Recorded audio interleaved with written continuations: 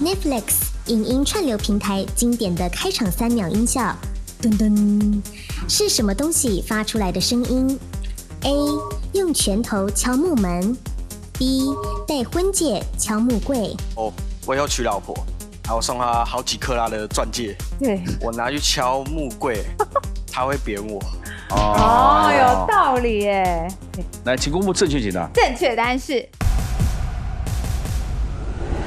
B， 带婚戒敲木柜。Netflix 最经典的就是开头3秒的哒哒，然后这个片头音效呢，其实这个音效啊是源自2013年，这个音效设计师得过奥斯卡哦，他叫做 Lon Bender， 他带着他的婚戒敲木柜。